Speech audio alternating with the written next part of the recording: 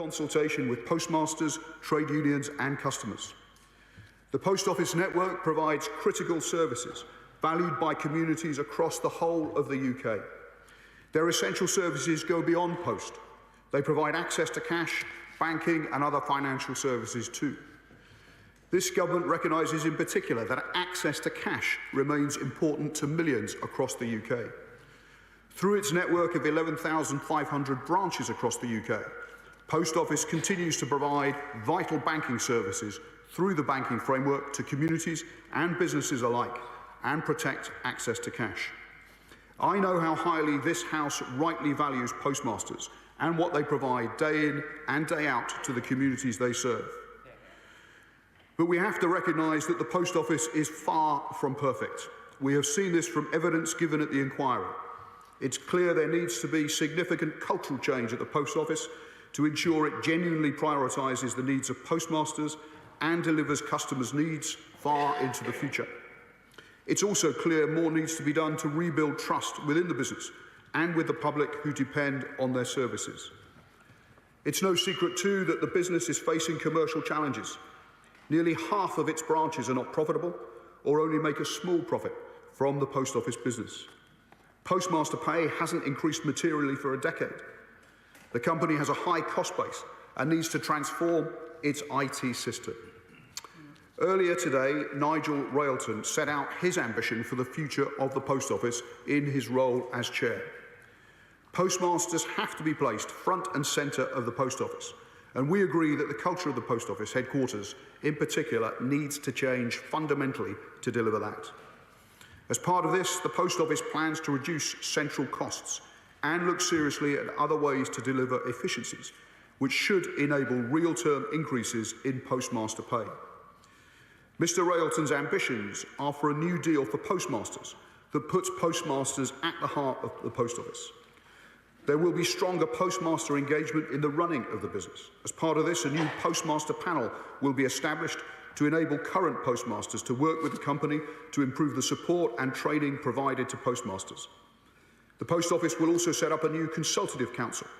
It will work with the Post Office senior management on how these new plans are taken forward to provide genuine challenge and maintain focus on the needs of postmasters. Mr Railton's plan seeks to make changes to the business with the ambition of significantly increasing postmaster remuneration, and it sets out an intention to transform the service and support postmasters receive from the Post Office. No decisions to close any or all of the remaining directly managed branches have been taken. The Post Office will continue to deliver on the 11,500 minimum branches requirement set by government. We have made clear to the Post Office that we expect them to consult with postmasters, trade unions and other stakeholders before any individual decisions are taken. Aspects of the plan are also subject to government funding and outcomes of the upcoming spending review. Lastly, Madam Deputy Speaker, we have already set out our plan to publish a green paper to consult with the public on the long-term future of the Post Office, not least how it should be governed after a decade of decline. Doing nothing at the Post Office is simply not an option. There is more work to be done, but there has to be change, and I commend this statement to the House. I call the Shadow Minister, Andrew Griffiths. Thank you, Madam Deputy Speaker, and I thank the Minister for his statement and for sharing an advance copy with me. Let me add on this side of the House that the victims of the Horizon IT scandal deserve full redress. I welcome the efforts to hasten the rollout of the payments being made, building on the work of my excellent friend, the Honourable Member for Thirsk and Malton. I know we were promised an update on that particular matter by the government in mid-November. I'm not sure if that was what he was doing today, but please can he undertake to give this House regular updates on such an important matter. We also welcome the increased focus on postmasters. That is absolutely right. It is, however, with regret that we learn today the Post Office feels they've no choice but to begin the process of making radical decisions to reduce costs.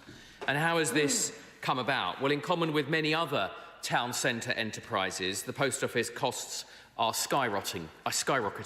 Business rates are going up, national insurance contributions are going up, the threshold at which national insurance becomes payable are going down, their obligations around the minimum wage are going up. There is a direct line of sight connecting today's announcement and the Chancellor's budget, yet the Minister did not mention that in his statement once. The Chairman of the Post Office himself said in his speech this morning that these changes have made business more difficult for Post Office branches, something for honourable members on the benches opposite to consider. Can the Minister guarantee the budget had no impact on this decision? Or since that isn't the case, does he acknowledge that this was the inevitable consequence of the burdens his government are placing on businesses large and small? Can the Minister tell us when he first knew of these plans set out by the Post Office today and whether he himself approved the Chairman's statement? As the Post Office Chairman noted, he made clear that these plans are subject to government funding. So can the Minister commit from the dispatch box today that that funding will indeed be coming and we don't face 6 months of uncertainty whilst those negotiations continue? And did his government do an impact assessment to determine the cost of the budget measures on the Post Office and other local services? If they did that impact assessment, will they publish it? And if not, why not? Were they worried about the result and that they would not like that? The measures in his government's budget were clearly now, and we see here today, a jobs tax. After today's impact, 100 high streets. Will he go back to the Chancellor and ask her to nix the increase? Madam Deputy Speaker, this news is yet another pasting in the onslaught for many rural communities. Thousands of our constituents in communities up and down the country will be waiting in trepidation today to discover the fate of their local post office. Those who rely on the Post Office are often the most vulnerable in society. What guarantees can the Minister provide that, unlike the family farm tax, this is not a further assault on rural communities from this government? It was under the last government that we entered into a new partnership with the Post Office to help millions of people access government services and support online, enabling them to visit a post office to confirm their identity in person. That guaranteed access to those without the internet that they would not be left behind. Can the Minister confirm that no withdrawal of government services currently provided through the Post Office will take place? Madam Deputy Speaker, for many, post offices also provide valuable, vital banking services. I'm proud of the role the last government undertook to launch banking hubs across the country, and it was a privilege to watch the focus from my right honourable friend, the member for West Worcestershire, working in the Treasury Committee to drive that forward, that lifeline for communities from Saltash to Kilkeel. It was encouraging to read in Nigel Relton's speech this morning the Post Office have committed to a significant increase in the number of banking hubs to 500 by 2030. We welcome that. However, the devil is in the detail, especially where this government is concerned. Has the Minister engaged with colleagues in the Treasury to discuss the impact of today's news on the banking framework negotiations, which are essential to underwrite that rollout of banking hubs? And what support will the government offer to secure the future of more banking hubs in areas that need them most? Madam Deputy Speaker, despite the fact that no one around the Cabinet table has ever set up a business, I would have thought it would be obvious that if you place unaccountable burdens on business, you push up the cost of wages and employment, you introduce a jobs tax, that this would be the consequence. Yet that is exactly what this government has tried to do, and here we are, no less than 2 weeks later, our high streets are facing the devastating consequences of the government's decisions. Gareth Thomas. I'm grateful that to there discussion on the future of the Post Office. Gareth Thomas from the Department for Business and Trade giving a statement in the House talking about the hastening of payments to those who suffered under the Horizon scandal, the redress scheme for them, but talking about DMBs. These are the directly managed branches of the Post Office which are loss-making. He says there needs to be structural change. No decisions about closures have been taken. They're having conversations with the unions, but the doing nothing at the Post Office is simply not an option, and they're looking at all future options for these directly managed Post Office branches. Now, people across the entertainment industry are remembering Timothy West today, who it's been announced has died at the age of 90. The actor starred in many TV shows across his career.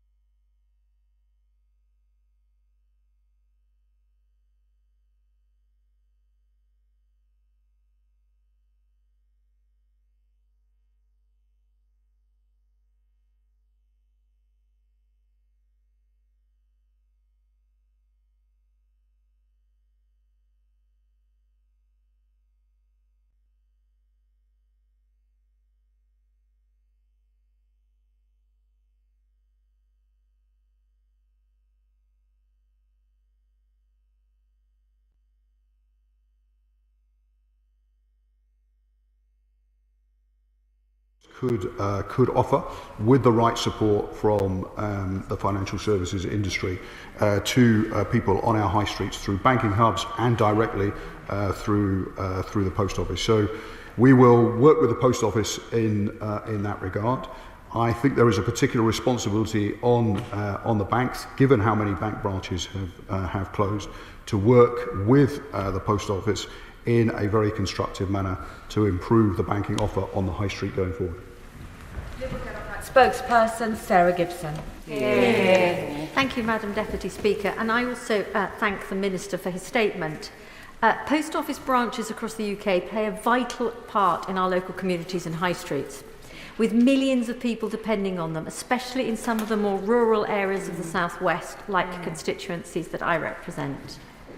News that these 115 branches and around 1,000 jobs could be at risk is extremely concerning, and I'm pleased to hear some of the Minister's reassurance on this.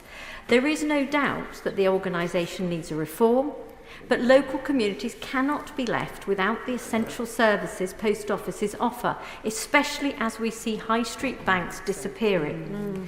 The government must guarantee that the local services and the post office jobs are protected. We also urge that the government take action to set the post office on a sustainable footing for the long term. The Liberal Democrats have put forward a proposal for mutualisation of the post office, which would give sub-postmasters more independence and control. And we should be encouraging post offices to play a more active role in our local economies, acting, as mentioned by members previously, as community banking hubs and government hubs. These services and these offices are often the only non-digital place that a local community can go to for the DVLA services, for passport services, and often for payment of prepaid utility bills. And these are absolutely essential to some of our more elderly and more vulnerable residents.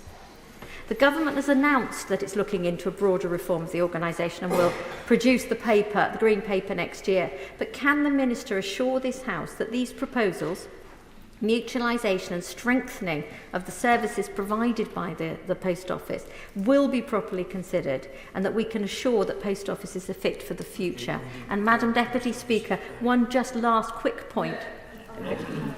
That's very clear. Minister. Well, I'm grateful to the honourable lady for her questions. Let me just re-underline, if you like, that no decision has been taken on any or all of the directly managed branches at this stage.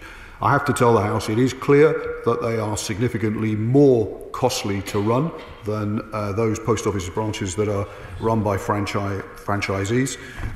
But we've made clear to the post office that as they look at those costs, they have to talk to postmasters, trade unions and other stakeholders going forward.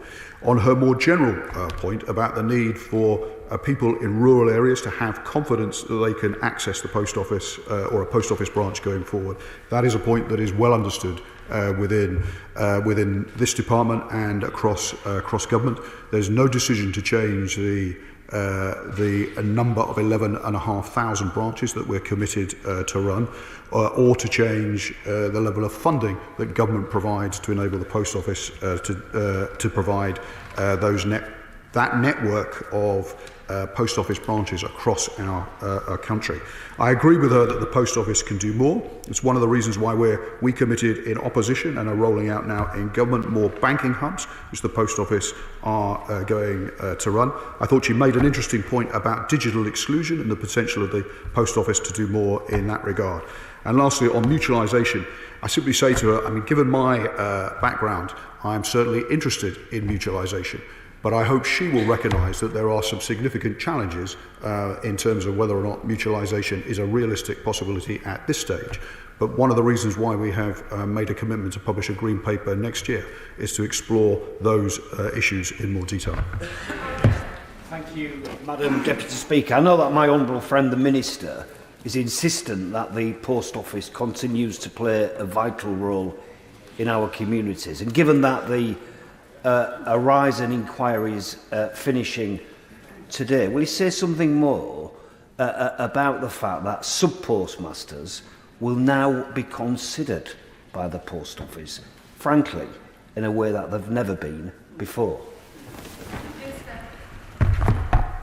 Each time I've met a sub-postmaster who was a victim of the Horizon scandal, I have to say I have been shocked by the way in which they were treated by the Post Office. And I'm sure that experience that I've had is reflected by those who've had similar conversations with Post Office post office sub-postmasters who were victims of the scandal in their own constituencies. There has to be a fundamental change in the culture of the post office going forward.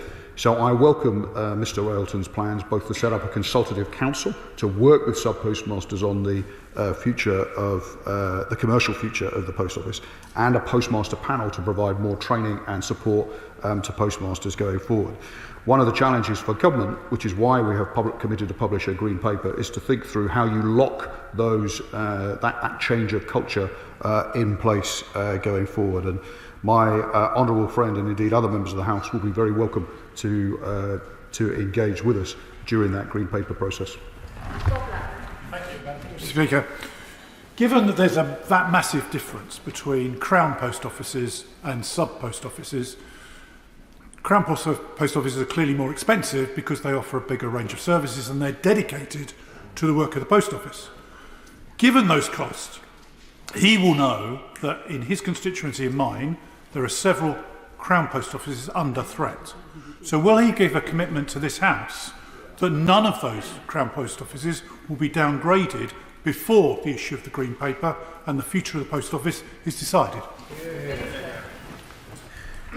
What I've made clear already is that no decisions have been taken to close any directly managed branch.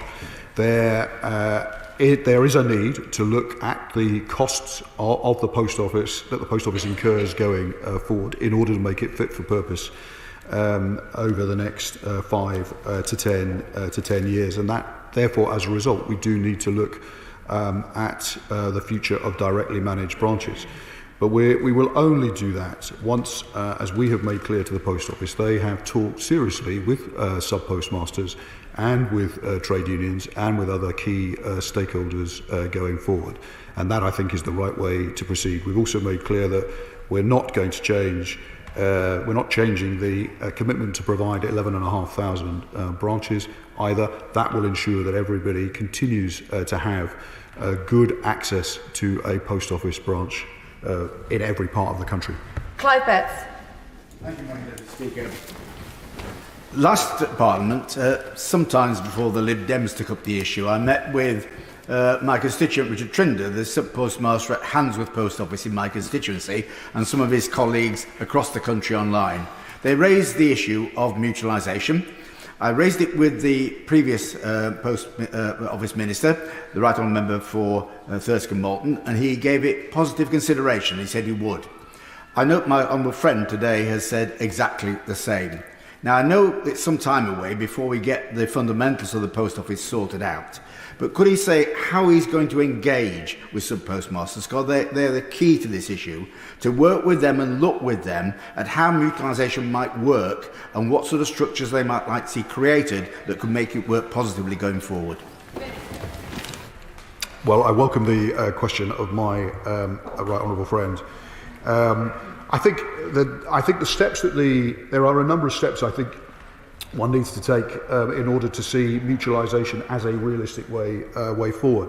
In the first instance, there has to be a sustained change in the culture in the post office as to way in terms of how sub-postmasters are treated.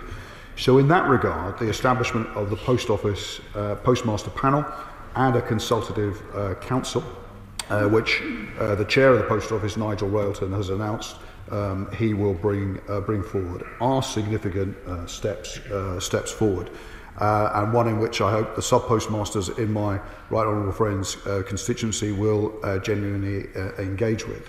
I don't think you can impose mutualisation. It has to be a process that is both comes up from the grassroots, as well as the government being willing to look at that option. So I think the changes that the Post Office senior management are looking to make in the first instance are a good first step in their own right, but have the potential for future positive change in a governance terms in the long run. And I genuinely encourage my honourable friend and his sub-postmasters to engage in the Green Paper process. Martin Vickers. Thank you, Madam Deputy Speaker. One of the post offices on today's list of potential closures is in Grimsby, where many of my constituents work and run businesses. The Minister rightly says that Crown Post Offices are more costly. I can assure him that the one in Grimsby, as an example, could easily operate in much smaller premises or in shared premises with other businesses in the commercial centre of the town. Can the Minister give an assurance that he will ensure that the Post Office look at operating out of alternative premises and cut their costs before considering closure? Well, one of the things certainly that we have made clear to the Post Office is, firstly, on directly managed branches, they have to talk to sub-postmasters, stakeholders and the trade unions about the costs that they see associated with those directly managed branches. We are committed to the requirement to make sure there is easy access to a post office branch for every community up and down the country. So making sure that the Post Office continues to talk to people who want to run post offices in their communities is absolutely something we have continued to encourage them to do so. Clive Effort. Madam Deputy Speaker, I'm a veteran of virtually every debate, every urgent question and every statement on this issue over quite more years than I care to mention. And I welcome the statement from my honourable friend, but it is disappointing to read some of the comments about the sub-postmasters about the process of applying for compensation, where you hear of people repeatedly being asked to provide the same information time and time again, that people are being asked for information that's 20 years old, questions they can't answer because the Post Office confiscated those documents and haven't returned them, and a solicitor that represents those postmasters saying that this system is designed to wear them down. Let's just gently ask my honourable friend, what can we do to improve this process for the postmasters? Well, my honourable friend makes a very strong and compelling case, and the criticisms that he's just articulated of the compensation process are ones that I've heard very directly from victims of the Horizon scandal and their legal representatives. We are looking at a series of further things that we can do to improve the compensation process. I would say we have moved more staff, for example, into the GLO compensation process to help try to speed up redress to those sub-postmasters, the remaining ones of which whose cases are more complex. Perfectly reasonably, people would want to see compensated as quickly as possible. On the GLO scheme, I'm optimistic that claims that come in before Christmas, that we will be able to see significant redress delivered to those victims of the Horizon scandal by March. Alistair Carmichael. Thank you very much, Madam Deputy Speaker.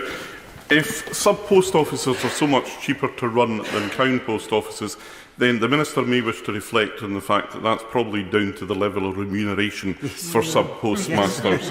And it's welcome that, notwithstanding what's in the press today, no decisions have been made, but it would be very reassuring to those people who rely on post offices and the staff who work in them, like in Kirkwall, which is on the list of those to be considered for closure, could be told when that decision is going to be made.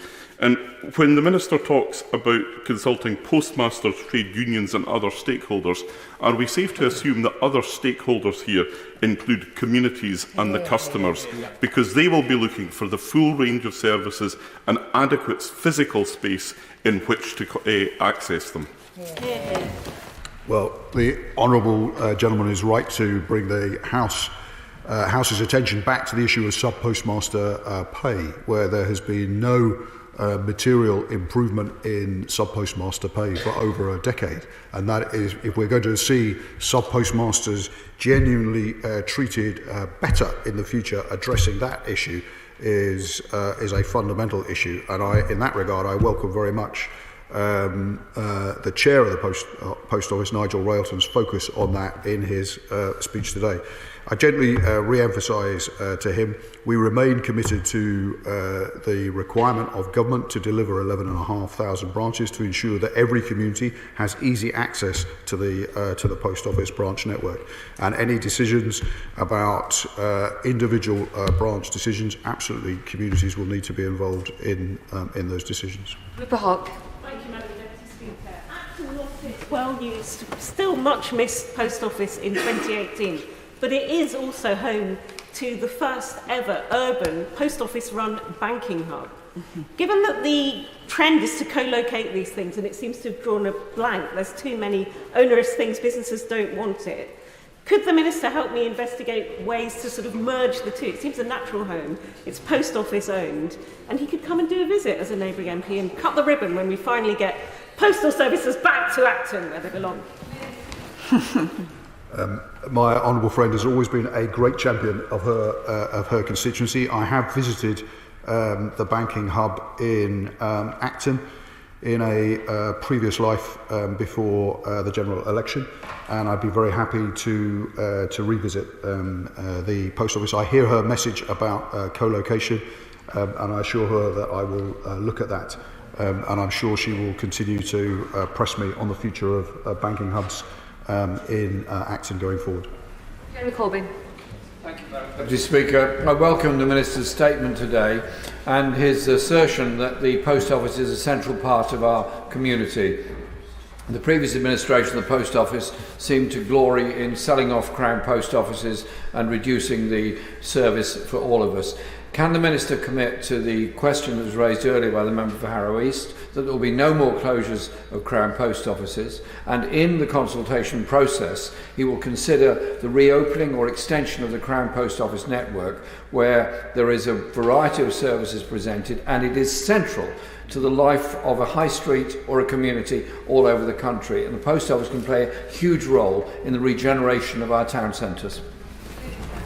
Well, I absolutely think my right honourable friend is right to stress the importance of post office branches to the future of all our communities. And in that regard, I think work, not least by some of the trade unions, highlighting the importance of banking services going forward. I wish that had been given more attention by my predecessors. With due respect to the heckling from the front bench opposite, it's fallen to this government to roll out banking hubs in a more significant way forward.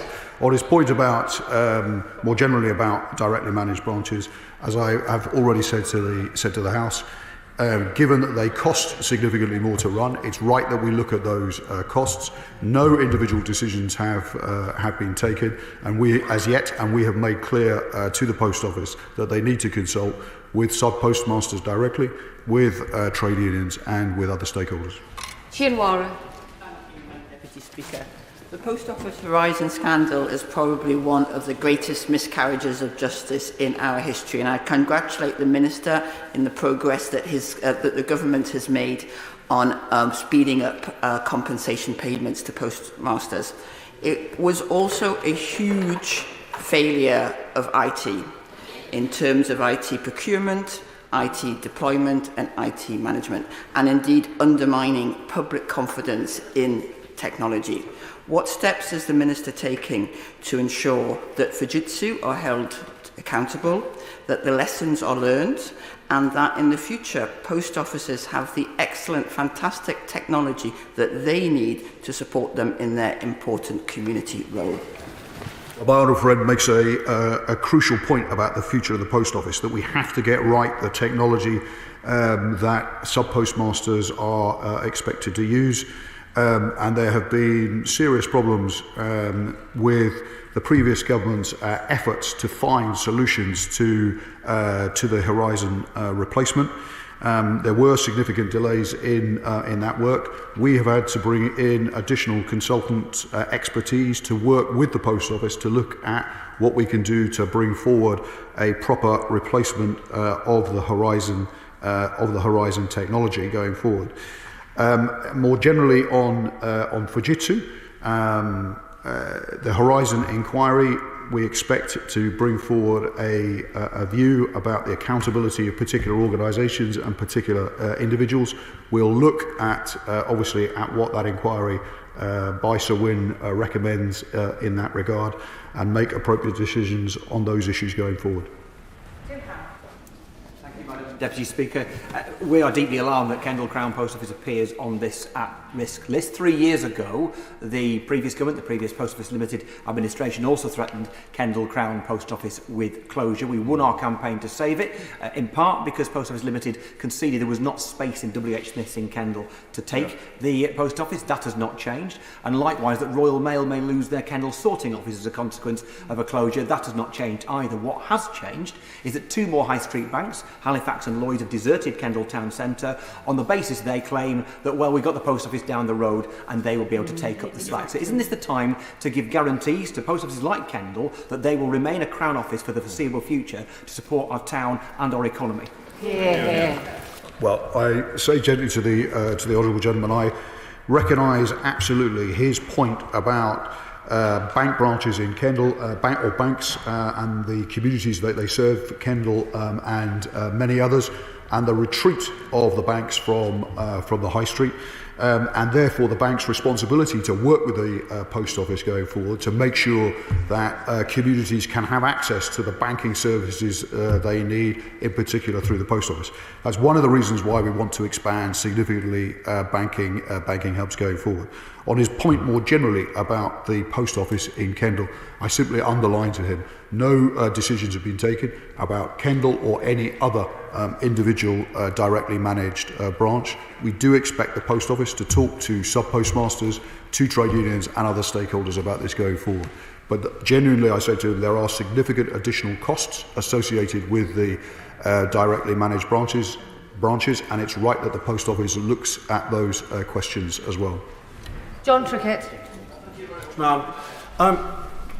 When you reflect on the Minister's words that the post office wasn't fit for purpose, it's hard to avoid agreeing with him, given the elite contempt which they showed for the people who worked for them, dripping really with contempt for ordinary folk. So when he meets the new management, will he bear in mind the experience of my constituencies? I have 23 separate former mining villages with chronic poverty throughout. And the banks, one after the other, are withdrawn from every village and small township in our area. We have 20,000 people without a car, and quite honestly, a crap bus service. And many of those people have no access to the internet either. The only lifeline they have are the post offices. And will he ensure that there are no closures, any further closures, and withdrawal by the market or by the state from those villages which worked so hard to create the wealth of our country in the last century? I say to my old friend, I'm acutely aware of the responsibility of government to make sure that we continue to ensure that every community has access to a post office branch going forward. That's one of the reasons why we are continuing to provide a £50 million in subsidy to the post office to maintain the network going forward. It's also why we think the post office should do more in terms of providing banking services. It's one of the potential areas for the post office to grow their business. And in that regard, given the retreat of bank branches from constituencies like his, absolutely we think the banks should work very directly with the post office to improve the banking offer in all our communities. It would help if the Minister occasionally looked at the chair and kept his answers short. We can get everybody in. Sir Gavin Williamson. Thank you, Madam Deputy Speaker. In my constituency of Stone Great Worley and Penkridge, there's a real concern about the loss of more rural and village branches.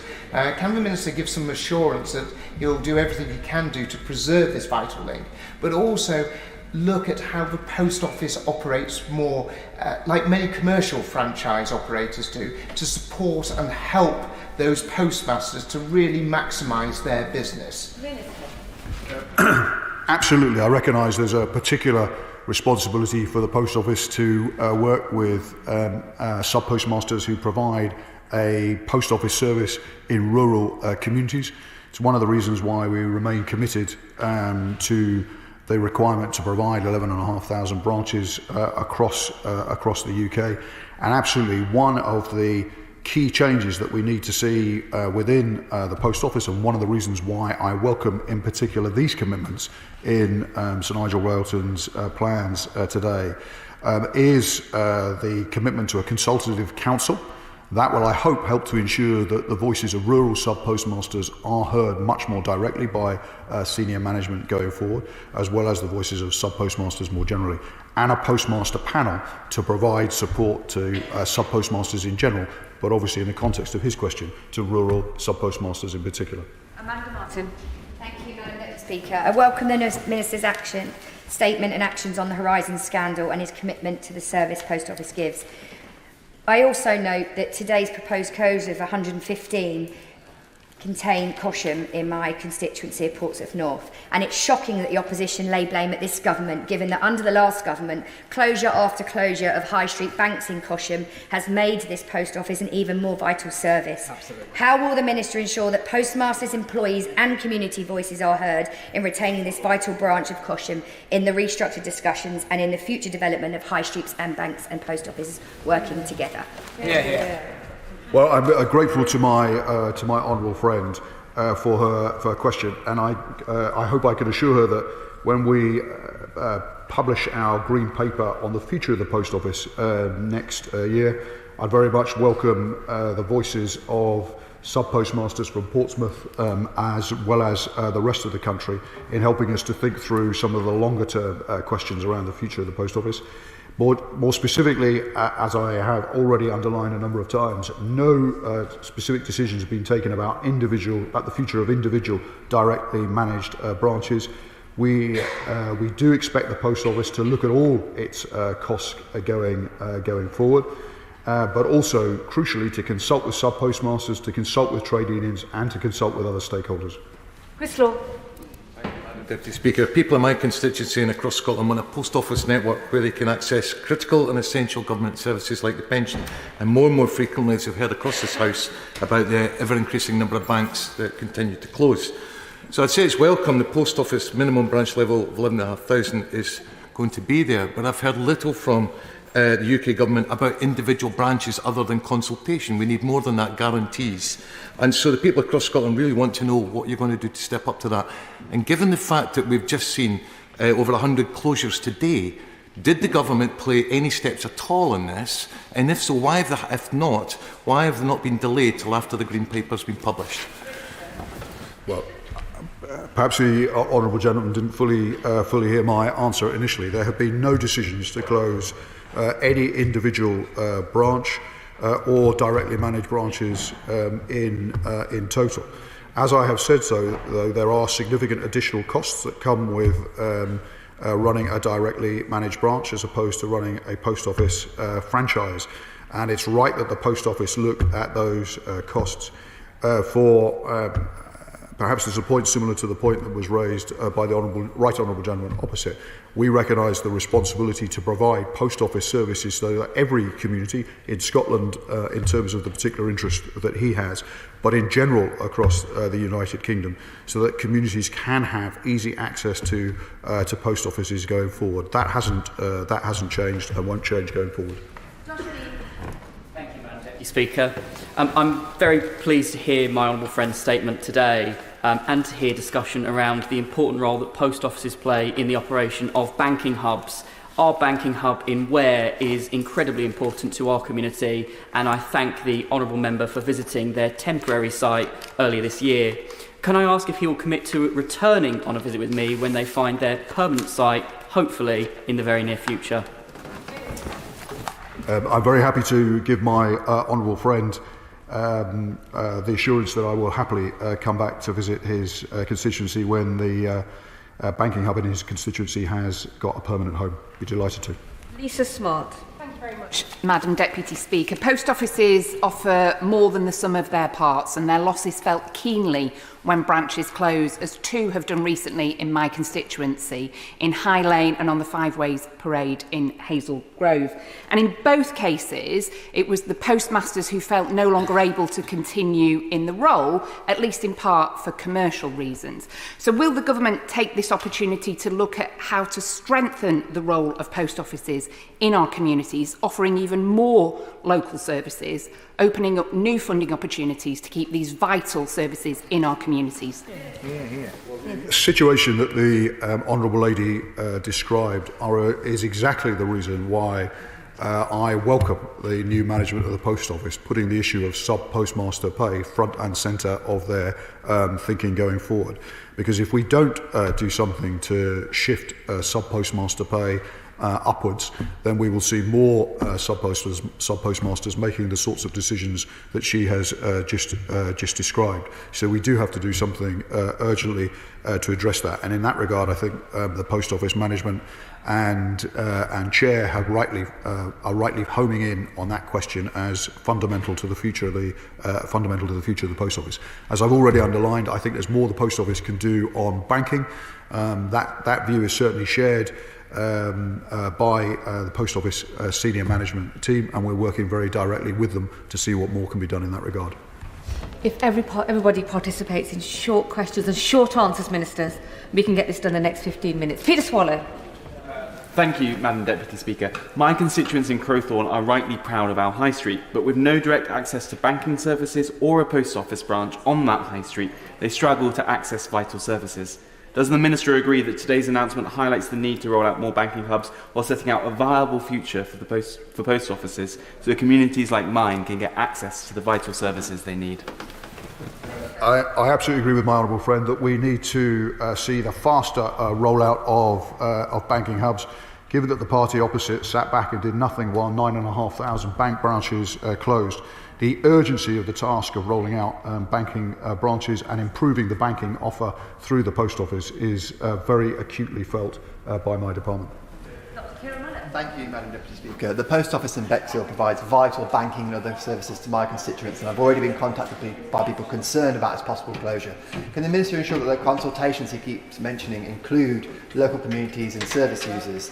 And can he also guarantee, if they've made a manifesto commitment to strengthen the Post Office network, that nothing will be done to reduce the scope or timing of the availability of services to my constituencies by the Post Office? I can be absolutely clear with him that when I said that no decision had been made on any individual directly managed branch, that is absolutely true. And we're also clear that sub-postmasters, trade unions and communities would have to be consulted about the future of directly managed branches going forward. In terms of services more generally, we want to see an improvement in the services that the Post Office are able to provide. It's one of the reasons for our work on banking services with the Post Office going forward. Luke Charters. I recently met 2 constituents who are yet to receive compensation as former sub-postmasters.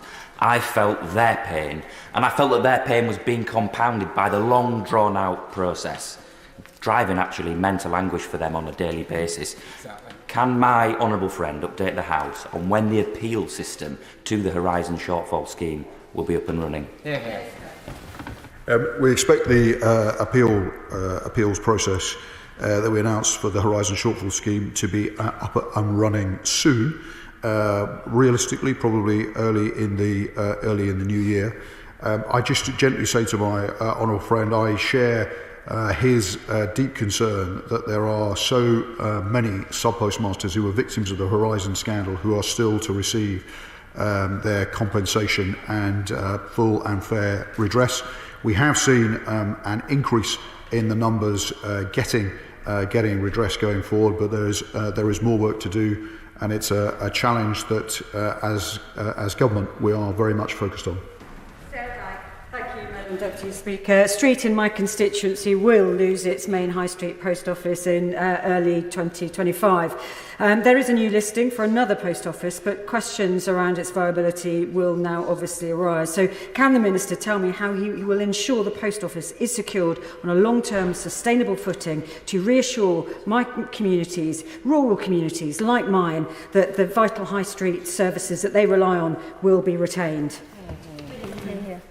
So there are a number of elements, I think, to securing the future of the post office. Firstly, we have to look at the commercial operation of the post office, which is why an improvement in the banking offer that is available through post offices and the commitment of the banks to work with the post office to roll out banking hubs going forward is so important. We also have to look at how we can increase sub-postmaster pay so that there are more people willing to come forward to run post office branches going forward. And thirdly, we have to look at the costs that the post office has and how they can be better managed going forward. Tristan Osborne. Thank you very much, Mr Deputy Speaker. Can I welcome the Minister's statement this afternoon? In the changing context of banking hubs being looked at across the country, does the Minister agree with me that we need to pursue this very aggressively and assertively and also look at shared provision with local councils, for instance, use of libraries and other centres where we can spread that cost and keep these essential services open where possible? Madam Deputy Speaker, I'm absolutely open to any idea that will help to speed up the rollout of banking hubs. I recognise their crucial importance for communities up and down the UK. And if he has particular ideas in that regard, very happy to talk to him separately. Steph Ackroyd. Thank you, Madam Deputy Speaker. I'm very pleased that Horning Post Office in my constituency will be reopening later this month. Following months of hard work by the local community, it shows that in rural North Norfolk there's an important future for our local post offices, and that future includes supporting bank hubs in our market towns, and the people of Holt are looking forward eagerly to the opening of theirs very, very soon. Can the Minister tell me what his personal vision is, however, for the future of the post office, and if that includes supporting vital local services in our rural areas? Well, I'm delighted to hear the news about a post office branch opening in his constituency. I know it will be of great comfort to his constituents that it is there. As I've set out earlier, one of the ways I think in which we can improve the services that are available through the post office to all communities is a better provision in terms of banking services going forward. So we're actively working with the post office on those questions. I think the rollout of banking hubs themselves will also help to improve the quality of the service that post offices can provide for our community, for all our communities going forwards too. Lee Barron. Thank you, Madam Deputy Speaker, and I welcome the announcements and the assurances that the Minister's given. But in relation to the 115 potential closures and 1,000 jobs, the way in which the post office can go about that will be either to close the Crown Post Office network or to franchise it off. Now in Corby there's New Post Office Square, which was opened up when the town centre was rejuvenated and had a post office. There's now no post office in New Post Office Square because it was franchised into the back of a shop, and that shop decided not to extend the franchise, so therefore there is now no post office. And what we need is an assurance from the post office that they're not going to go around this and turn around and take the numbers away from us. So would the Minister agree with me that they've got to hold into account this government's priorities on the high street and make sure that whatever it is that they're doing or planning fits around the green paper that is proposing for next year? My honourable friend will forgive me, I hope, that I'm not aware of the exact circumstances in his constituency, but I'm happy to meet him to talk through them if he thinks that would be useful. As I hope I've set out to the House, we remain absolutely committed to the need to make sure that every community has good access to a post office branch and all the services that a post office provides, and that is as true for his constituents as it is for constituents across the House. Thank you very much, Madam Deputy Speaker. Oswald Street in my constituency is the second largest town in Shropshire, and it serves a vast rural area. stretching into Mid Wales and across North Shropshire, which is digitally excluded quite often because it doesn't have adequate mobile signal or broadband services. So the full range of Crown Post Office services are absolutely essential. Can the Minister provide some assurance that the full range of Crown Post Office services will remain in Oswestry and that the Post Office will take into account the fact that it is so important to retain these vital services in rural areas which are being deserted by commercial organisations like banks? Well, I absolutely am clear that we have, as a government, a continuing responsibility which we recognise and accept to make sure post office services are available to every community across the UK, that there is easy access to a post office branch in rural areas and in urban areas alike, and we remain committed to doing that absolutely. As I've said earlier, no decision has been taken on to close any individual directly managed branch, but it is right that the post office looks at all its costs if we're going to achieve an increase in sub-postmaster pay going forward. And in that regard, and her wider point, it's important that the post office management this time, because previous management teams haven't always done so, consults properly with sub-postmasters, with trade unions and with other stakeholders. Crichton. Thank you, Madam Deputy Speaker. I welcome the Minister's comments on the Horizon scandal, which affected every constituency, including sub-postmasters in Hill and Near. But I must express concern that Stornoway Post Office is on that list of 115 possible closures. The loss of the main post office in the town would be a dreadful blow for the town. And I'd urge the Minister and the Post Office to consider that islanders have full physical access to Crown Office service. All options must be considered, except closure. Well, I'm grateful to my honourable friend for his question. As I've made clear, we are very clear about the continuing commitment to make sure that every community up and down the UK, regardless of where they live, has access to post office services going forward. That commitment hasn't changed, and indeed we want to improve the quality of the offer from the post office going forward. Hence the comments I made about banking services. But I would be very happy to meet with my honourable friend to discuss his particular concerns about his community going forward, if that would be helpful. Jim Shannon. Deputy Speaker, I very much welcome the Minister's commitment to the post office compensation, and he's laid out very, very clearly the way forward, and we're all very, very pleased to hear that. But in relation to post offices, I have to register some concern. Minister, with branches in Newton Ards in my constituency and Bangor in my neighbouring North Down constituency posed to close, that would leave no main post office for over 100,000 people, a vast number of people in Northern Ireland. This can do nothing but reduce services for the most vulnerable in Northern Ireland, and I believe must be opposed strenuously.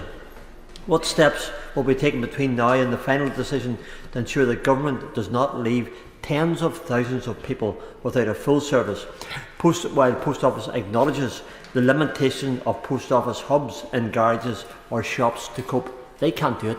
The big post offices must remain open.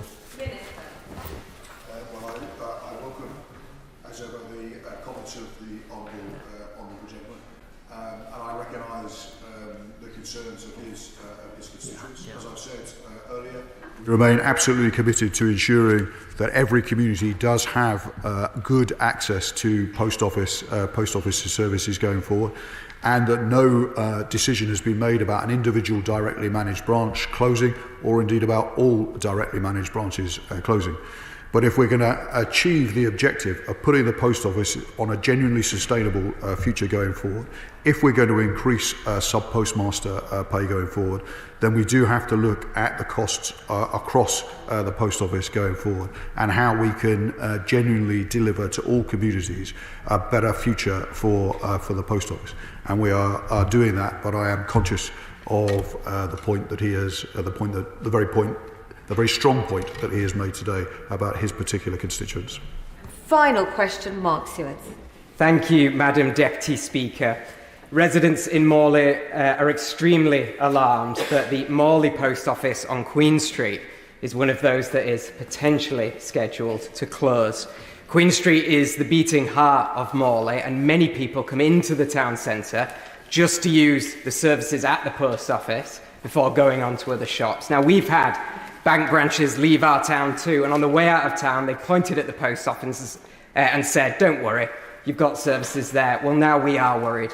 Will the Minister restate what he said several times already, that no decisions have been made on closures, and will he meet with me to talk about the future of the Morley Post Office and what we can do to keep it functioning? I will very happily meet with my honourable friend.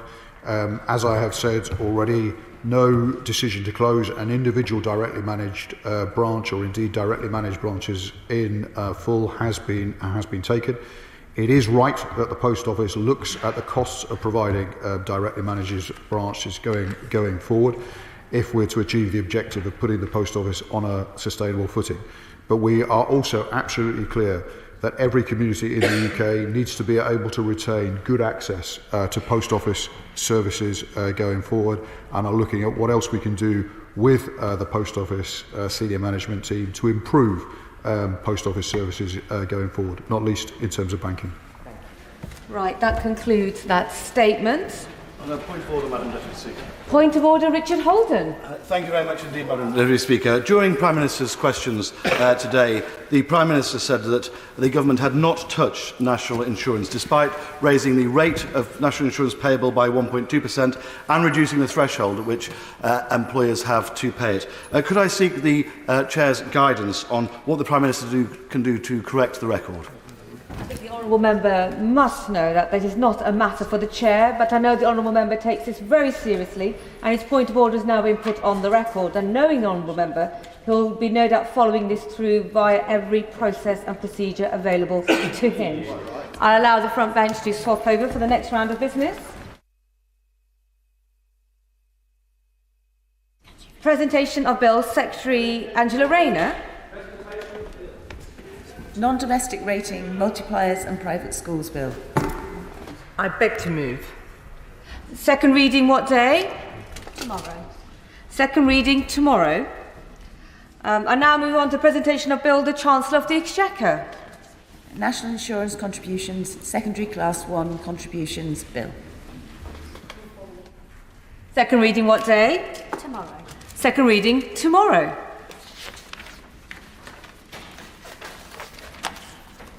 I now move on to Bambas Charalambos. Thank you, Madam Deputy Speaker.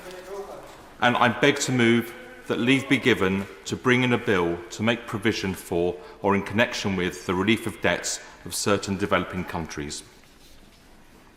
Debt remains a huge cause for concern for low-income countries in the wake of the COVID pandemic and following inflation rises for food and fuel.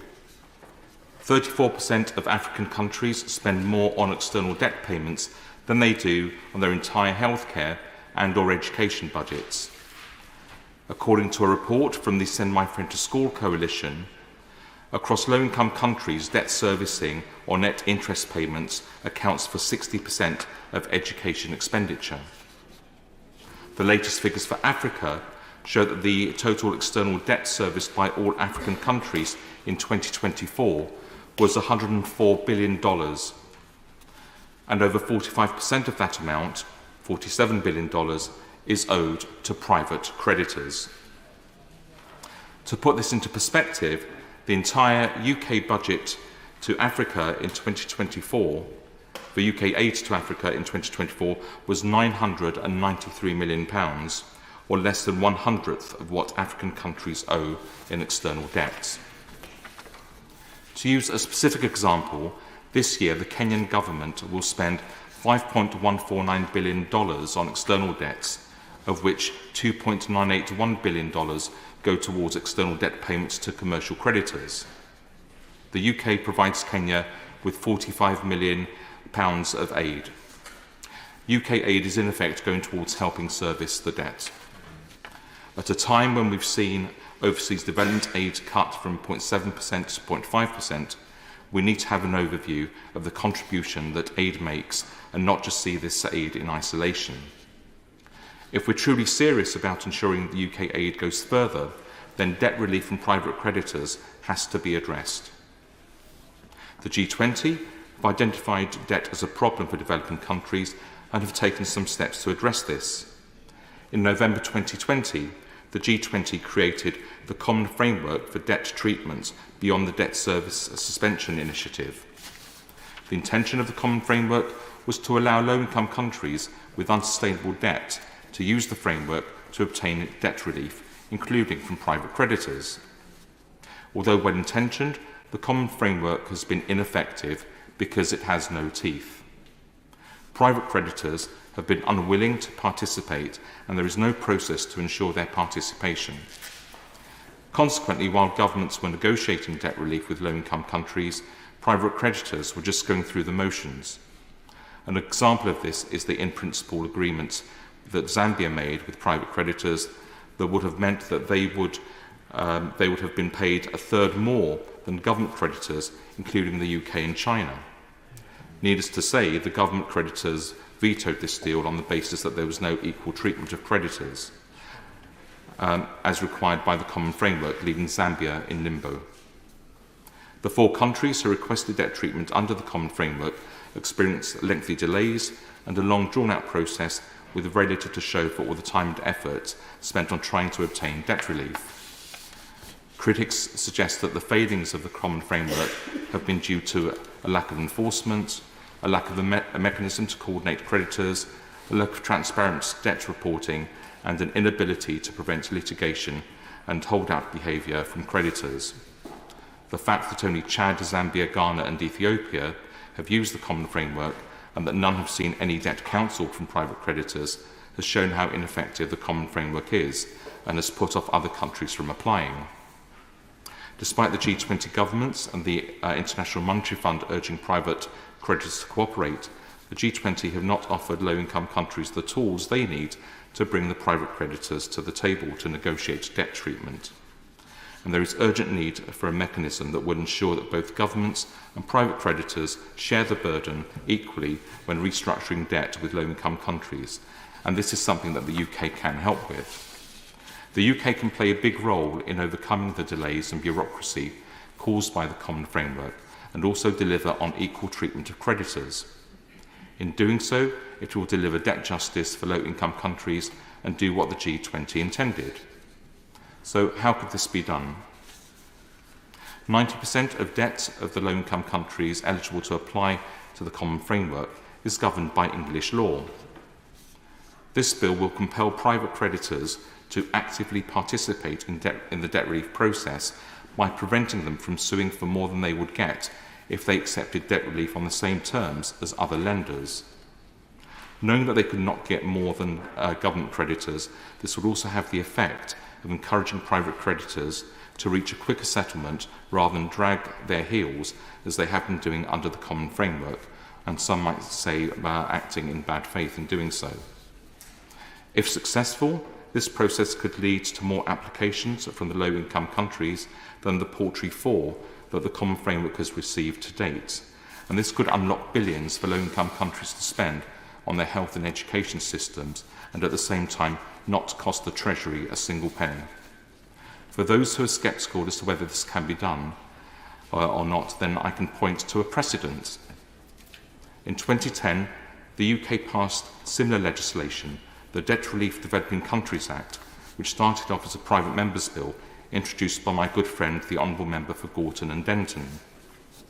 The Debt Relief Developing Countries Act 2010 compelled private creditors to participate in debt relief under the now outdated, heavily indebted Poor Countries Initiative. A subsequent government review in 2011, led by the coalition government, found the legislation to have been a success and to have had no adverse impact on the UK economy. My bill will update the 2010 Act, strengthen certain measures and make it applicable to the current G20 Common Framework. This bill will reduce the burden of debt for the poorest countries and help overcome the ineffectiveness of the G20 Common Framework. It will also prevent future debt crises by deterring risky lending. There is much more that can be done to strengthen the Common Framework, such as introducing legal automatic suspension of payments when a country applies to the Common Framework, as is the norm when big corporations deal with corporate debt restructuring, But that is outside the scope of my bill, and is perhaps something that ministers can take up directly with the G20. Next year will be the 25th anniversary of Jubilee 2000 campaign, which sought debt forgiveness for low-income countries and which saw over $100 billion of debt cancelled for the 35 poorest countries in the world. We need to repeat that success so that the savings from debt cancellation can go towards funding health and education programmes in low-income countries. With 3.3 billion people living in countries that spend more on debt servicing than on health or education, the time to act is now.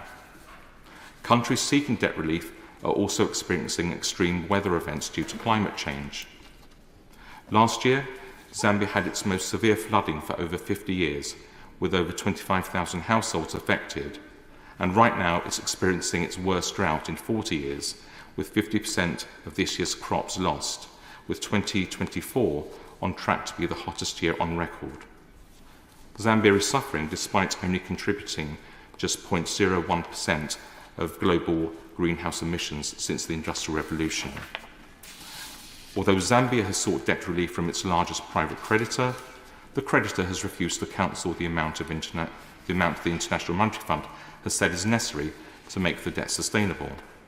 This behaviour is typical of the behaviour of private creditors towards low-income countries. It's everyone's responsibility to ensure that countries like Zambia get the debt justice that they deserve, and it is imperative upon us to take action now.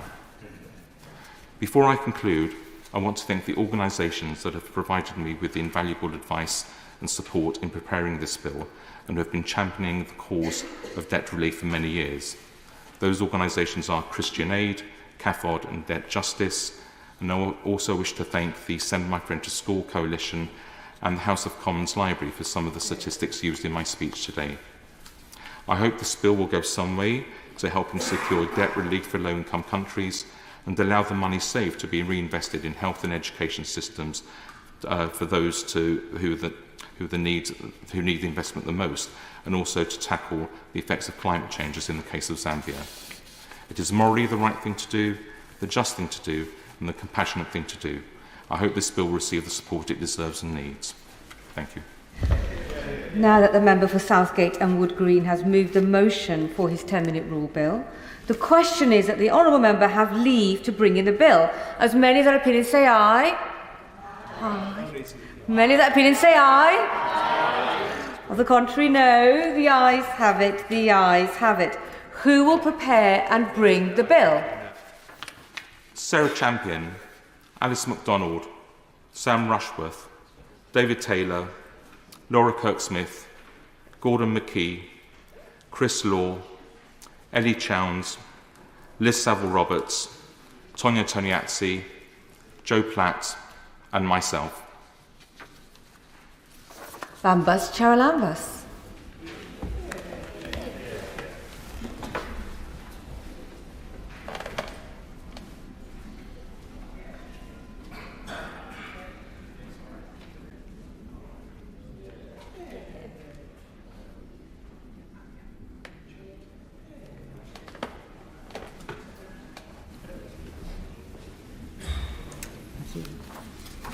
Debt Relief Developing Countries Bill.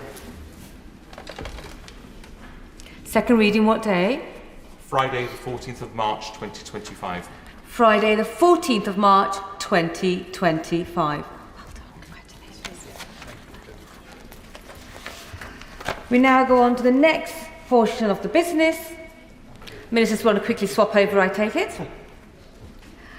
Motion number 2 on representation of the people. I call the Minister to move the motion. Roshan Ali. Thank you, Madam Deputy Speaker. I beg to move that the committee approves the voter identification amendment of list of specified documents, Regulations 2024. Madam Deputy Speaker, the Elections Act 2022 amended the parliamentary election rules set out in Schedule 1 to the representation of People Act 1983. This set out the requirement for voters to show photographic identification when voting in person in a polling station in Great Britain. The list of accepted forms of photographic ID is set out in Rule 37 of Schedule 1 to the Act. It includes passports, driving licences, various concessionary travel cards, identity cards bearing the proof of Aid Standard Scheme hologram, such as the Young Scot card or the NUS Totem card, blue badges, and the Defence Identity card. As set out in our manifesto, this government is committed to improving how voter ID works by addressing the inconsistencies and ensuring legitimate electors are able to vote. We are carefully and thoroughly reviewing the voter ID rules and evaluating how they impacted citizens during the general election. Work is already underway on this evaluation using data gathered at polling stations along with public opinion surveys and qualitative research with electors and the electoral sector. Madam Deputy Speaker, the Electoral Commission has also conducted a thorough review of the 2024 general election. They published an interim report on voter ID in September and a final report on the wider conduct of the polls just today.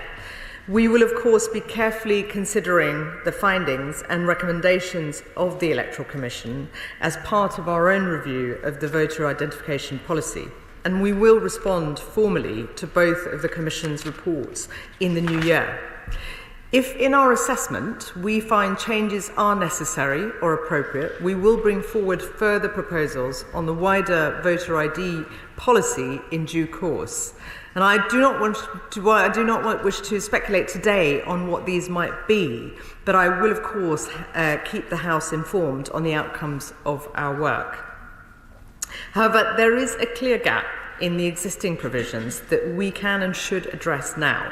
That is the absence of His Majesty's Armed Forces veteran card from the accepted voter ID list, which is why we made its inclusion on the list and manifesto commitment. The veteran card is a recognition of the service and dedication of our veterans to our country.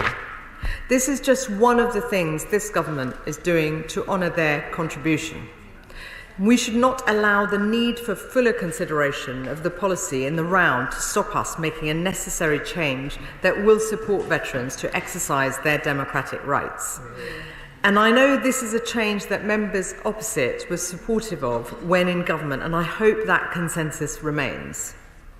This instrument makes changes to the current legislation, which sets out the accepted forms of voter ID, and will result in the veteran card being added to the list of accepted forms of ID for the purposes of voting in Great Britain.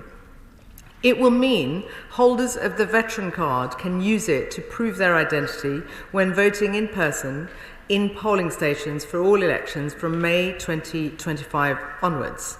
The veteran card was fully launched in January this year and is now available free of charge to all veterans. This, alongside the already accepted Defence Identity card, will bring parity between veterans and serving armed services personnel when voting. And the regulations also make two further small changes. They are technical clarifications to support the smooth and consistent application of the law. These have been highlighted by electoral administrators operating the policy in practice. Firstly, they provide clarification regarding the entry relating to Commonwealth passports by updating the entry to refer to the specific list of Commonwealth countries in the British Nationality Act 1981. This will make the voter ID legislation consistent with electoral registration legislation. In particular, this will allow Zimbabwean passports to be used as identification at the polling station from May 2025. Secondly, the regulations vary the entry relating to the Scottish National Entitlement Card. As currently drafted, the legislation lists this document under the section referring to concessionary travel passes. These regulations will amend this, so this card, which can be used for a number of purposes, is listed elsewhere and makes it clear that those issued for non-travel purposes should also be accepted. Finally, the regulations contain updated prescribed forms of the poll cards sent out to electors ahead of an election. This is in order to update the section that provides guidance to electors on the voter identification policy to reflect the changes I've set out. In implementing our manifesto, Madam Deputy Speaker, to that commitment to add the veteran card to the list of accepted identification for voting, this is an important first step to a much broader programme of work to open up participation in our democracy. This government was elected on a manifesto for change. Alongside our commitment to reviewing and amending the voter ID rules, we have an ambitious and exciting programme to strengthen and widen our vibrant democracy. This includes the introduction of votes for 16 and 17-year-olds for all elections, improving voter registration, and strengthening our political finance framework to protect against foreign interference in our elections. Here and now, the addition of the veteran card supports this important community in engaging in elections and exercising their democratic rights.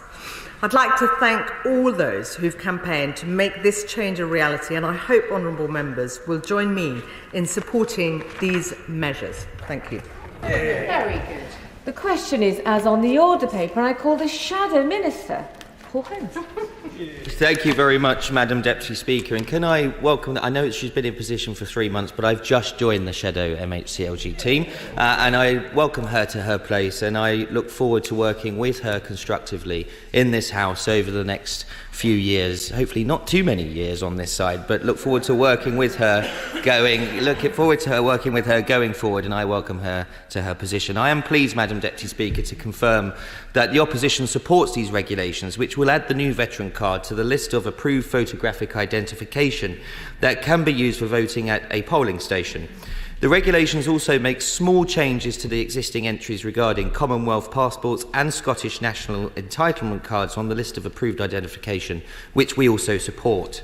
Madam Deputy Speaker, I am proud that the last government was responsible for introducing the new veteran card, which to help veterans access specialist support and services, including from the NHS, their local authority, and from charities. We all owe a huge debt of gratitude to our veterans, and it is my sincere hope that the Veterans Card is helping make it easier for veterans who need support for issues related to their service to access it in good time. And I am grateful for the Minister for the Armed Forces being here in the Chamber as well to show his support and across government support to thank our veterans for the work that they do. Rolling out the new Veterans Card to around 2 million veterans in the UK represents a vast job, and as I'm sure this whole House will agree, it was absolutely vital that in the last government we got it right, both so that veterans could benefit from the new card as soon as possible, but also that the system can accurately and securely process the large volume of card applications required. In 2019, the government began rolling out the Veterans Card to armed forces personnel who have left since December 2018. And in January this year, following months of testing, the last government launched the online application service so that veterans who left the armed forces before December 2018 can apply. A paper-based application process was also launched, and I take pride in the work undertaken by the last government, including the £3 million investment that made last year to scale up the production of the Veterans Card. Now, as the Minister will know, because of the list of accepted voter identifications was approved by this place and the other place in December 2022, just over a year before the latest stage of rolling out the Veterans Card began, it was not possible to include the card on the original list of accepted voter identification. However, as many of my colleagues made clear, the last government planned to consider adding the new Veterans Card to the list once it had been rolled out. And indeed, my honourable friend, the member for North Dorset, in his role as the former minister before the general election, indeed identified to me this morning that the statutory instrument was drafted and was due to be introduced into this House before the former Prime Minister called the general election. So there is no doubt in this House that the opposition, where we are now, absolutely support the measures and the measures that the government have brought forward this afternoon. It is important that any addition to the list of approved voter identifications reflects the need for these documents to be suitably secure, meaning that they are not easy to falsify or to acquire with false information. This is absolutely vital if we are to secure the integrity of our elections in the way voters deserve, and I'm glad that the new Veterans Card satisfies that requirement and that its addition to the list of approved identifications has been warmly welcomed by the veterans community. I would like to take this opportunity to press the Minister to set out what action the government plans to take to ensure as many veterans as possible are made aware of this addition ahead of polling day for the local elections in May next year. Madam Deputy Speaker, showing identification to prove who you are is something people of all walks of life do every day. On these benches, we firmly believe that carrying out this practice at the polling station is a reasonable and proportionate way to give the public the assurance that their vote is theirs and no one else's. Without a requirement for voter identification, it would be more difficult to take out a library book or collect a parcel at the post office than it would be to vote in someone else's name. And I do understand, and maybe the Minister could outline, that I understand that you even need to present ID to attend Labour Party events. Now, if the party opposite who opposed voter identification in the last Parliament think it's good enough for them and their events, have they now changed their mind about this issue, where even the Electoral Commission says that at the last general election in 2024, 99.92% of people have successfully cast their vote?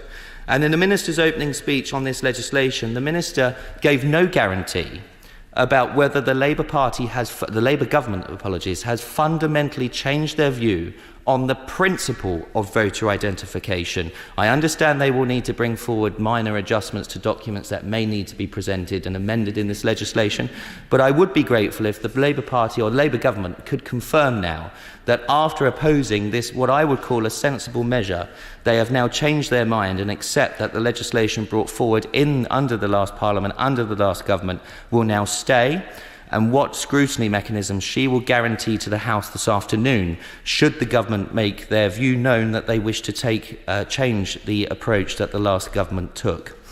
As I've previously made clear to this House in 2022 when I spoke in the legislation to introduce this legislation, voting with someone else's voting card is very unlikely to be proven, and the lack of ability to prosecute on that basis is exactly why voter identification is so important. Prior to the introduction of voter identification, the previous security system had seen no significant change since 1872. I hope the Minister can assure me that she is of the opinion that the people of this country deserve elections that are secure and fit for the 21st century. And the Minister will be aware most European countries require some form of identification to vote. And international election observers repeatedly called for the introduction of identifications in polling stations in Great Britain, saying its absence opened the door to electoral fraud. Voter identification has been supported by organisations such as the Electoral Commission and the Organisation for Security and Cooperation in Europe. Indeed, the Council of Europe's Venice Commission recommends voter identification as part of the gold standard for ensuring that elections are free and fair, saying that it is, and I quote, of paramount importance for the overall integrity of the electoral process. Madam Deputy Speaker, to conclude, as I have outlined, it should not go without saying that electoral fraud undermines the fundamental right to vote in free and fair elections, and it was absolutely right for the last government to stamp out the potential for voter fraud and bring the rest of the UK in line with Northern Ireland, who had these arrangements before. The opposition supports adding the new veteran card to the list of approved identifications and will closely scrutinise any further announcements from the voter identification scheme. And I hope, after weaving it into her speech when she was speaking at the beginning, we understand that the government has made a commitment for votes at 16. I would look forward to just tempting her to outline to the opposition and to all parties in the House this afternoon if she could go further and outline what scrutiny measures we will have in this House and when we can expect the government to bring those measures forward. Thank you. Florence Eshalami. Thank you, Madam Deputy Speaker, and I pay tribute to the Minister for finding time to bring this essay to the floor of the House. During last May's local elections, multiple veterans reported that they attempted to use the recently launched Veterans Card when voting, only to be told that this didn't count as voter ID, valid voter ID. And this was frankly unacceptable. And as the Shadow Minister rightly highlighted, it's welcome that the Veterans Minister under the previous government pledged to change this in time for a general election. And this statutory instrument before us today fixes this fault and it sees that veterans that were turned away at the ballot box last May now coming forward, and I expect and I hope that the whole House will support this today. But I do urge the government to ensure that this is not the last set of changes we hear on voter ID rules under this Parliament. Madam Deputy Speaker, thanks to the work of tireless electoral administrators up and down the country, I know that the vast majority of our constituents and people were able to vote in the recent general election, but we must not be complacent. We must remember that voting is a right, not a privilege. And we think about when you're doing something as easy as buying a car, and how we make sure we are holding our democratic officials to account. But actually, where is that accountability when residents cannot vote, when some of our councils have struggled in terms of making sure that those residents can vote? And we know that some people were sadly turned away from the polling station during this election. And I've spoken to people in my constituency who had issues with postal votes and issues with voting on the day.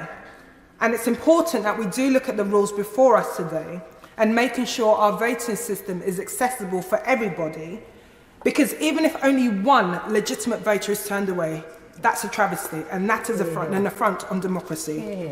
So I think it is crucial, as the Minister said, when we are looking, Shadow Minister highlighted, and the Minister, when we are extending the right to 16 and 17-year-olds, something that I've long campaigned for, that members in the government should be aware of the anger felt by young people who, at this moment in time, can see other people whose bus passes are allowed as a valid form of voter ID. But if you're a young person who's 18, that same photo ID is not allowed at the ballot box. Make it make sense. And this could be really problematic for 16 and 17-year-olds who, many of them do not carry a photo ID for age verification in comparison to their older peers, but they are likely to have a bus pass for travel to and from college, university or work, but still they can't use that to vote. So therefore I agree with the Electoral Commission that the government needs to look at the list of acceptable forms of voter ID and how we can increase awareness on the uptake of voter authority certificates. I also welcome that the Minister previously said that this SI is the first and many steps in reforming the voter ID system, and that the government will be publishing an independent evaluation later this year. But I'm also concerned that the wider we leave this reform to voter ID, more and more legitimate voters will fall through the cracks and their voices will not be heard. So can the Minister confirm that this will not be the only reform we see in place before the next set of elections in 2025? And could the Minister also confirm that further changes to the voter ID system will be in effect in time for the 2026 set of local elections? I would also welcome some clarification on the scope of this evaluation. In particular, whether the government are open-minded to introducing maybe photo ID as a form of acceptable ID, maybe scrapping the element to need a photo ID to vote, or even scrapping voter ID in its entirety. And finally, on a wider note, the Minister may be aware that last year the Electoral Commission strategy and policy statement introduced under the previous government, which, if we're honest, was an attack on the independence of the Electoral Commission. And this was widely panned by my predecessor committee, many across from different civic and democratic groups, and the Electoral Commission, and even the Shadow Minister at the time. So can the Minister confirm whether the new government will be scrapping this statement and looking to remove this on the basis of primary legislation during this Parliament? I come to the Liberal Democrat spokesperson, Sarah Olney. Thank you very much, Madam Deputy Speaker. Everyone should have the right to vote. It's a fundamental cornerstone of our democracy. Encouraging voter participation and democratic engagement should be at the centre of every government policy. But political engagement is at a historic low. Voter participation in our recent general election was the lowest since 2001, with fewer than 60% of eligible voters casting their ballot. It's vital that the government do all they can to encourage public engagement with politics. We must act to restore public trust and to ensure that we remove obstacles which prevent people from exercising their full democratic rights. So the Liberal Democrats are very glad to see the government introduce measures which support veterans.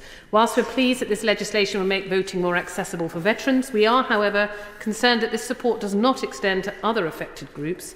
And we call on the government to repeal the voter ID scheme entirely to ensure that all eligible people can exercise their democratic right as easily as possible. On Monday, we marked Remembrance Day.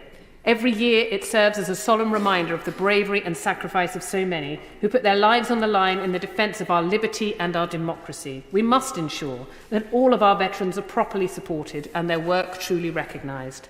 Liberal Democrats support a wide range of measures to support veterans, from ensuring that their impact by the cost of living crisis are getting the support that they need, to doing more for unpaid carers in the armed forces community. And it's shameful that the previous Conservative government originally failed to include Veterans' ID in their list of acceptable identification when they first introduced this legislation.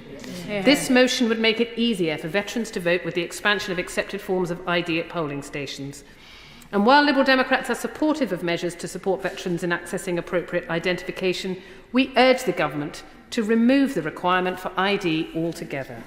And veterans are being let down. It's a scandal that those who put their lives on the line in the defence of our country too frequently fall through gaps in support. The Liberal Democrats are calling for a fair deal for our veterans and military personnel. This includes placing a legal duty on government departments to give due regard to the Armed Forces Covenant, establishing a centralised information hub for families of service personnel, reaching an agreement with the European Union for reciprocal access to spousal employment for families of service personnel, and cancelling the Conservative government's ill-advised cuts to the army. In 2022, the last Conservative government introduced a new law requiring voters to show photo ID to vote in general elections, local elections and referendums in England. Being able to vote is a fundamental democratic right, yet thanks to the Conservatives, it's now at risk. Millions of voters are affected by this unnecessary and undemocratic requirement. The Liberal Democrats are opposed to the voter ID scheme, and we have called continually for the scheme to be scrapped. Thank you. I welcome. I'm grateful to the spokesman for giving way. Can I just understand this, because she does have the word Democrat within her name, within her party's name. If her policy was enacted, would mean that people's votes would be able to be taken by other people going to a polling station simply by knowing the name of their next door neighbour and their address. Does she agree with that? And if so, does she not understand that her proposals would actually bring a lack of security to the voting system in this country and would actually encourage fraud and would make sure that results were not as accurate as they could be? Well, I'm very grateful to the honourable gentleman for that intervention, but he will know that the number of incidents of personation, I was just coming to this point, in 2022 was fewer than 13 and no prosecutions have taken place. And yet we know from the Electoral Commission report published just today that, I mean, he may say it's less than 1%, but that results in several thousand people who were unable to exercise their democratic right to vote in the general election because of this unnecessary requirement to produce voter ID. So I say to him that, there may well be the risk of voter fraud, but it is yet to materialise in any significant way, and yet we have seen that this measure brought in to combat this supposed risk has resulted in thousands of our fellow citizens being unable to exercise their democratic right to vote. So we are opposed to the voter ID scheme, and we continue to call for it to be scrapped.